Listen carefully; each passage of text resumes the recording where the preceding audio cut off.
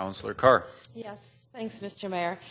First of all, I just want to say that I'm happy that there were adjustments made in the proposals that came forward, that particularly in the transition housing plan, in order to meet some more people's needs within the building. And I think that was a response to tenant advocacy, and that is good.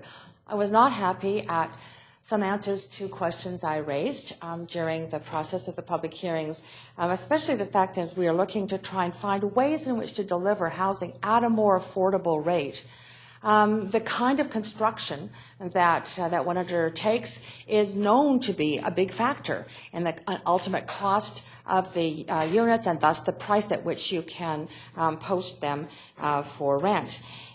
So in the response to my question around why not consider 4-story wood frame buildings, which people did raise from the public, the answer was it was said to be not cheaper due to higher repair and maintenance rates based on the current model. But the discussion was very clear that the current building is very faulty in its construction, so the costs of maintenance are higher. I found that a disingenuous response in terms of really meeting the need to look at affordability. I will not be supporting this motion, and there are a number of reasons. Number one, there is a loss of affordability. Proportionately. Currently, 30% of the units are subsidized. It will drop down to 22% of units being subsidized.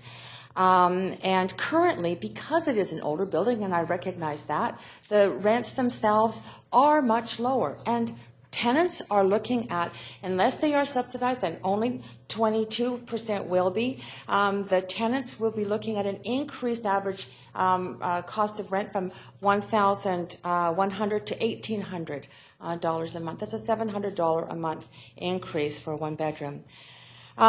Secondly, the height, it doesn't inform. The citizens have concerns about being out of scale with buildings in the adjacent community. Thirdly, I think there was significant discussion around the impact of increasing numbers of people on local services, the schools, the child care, the community center, and those questions were not answered in my mind in terms of how that would be accommodated.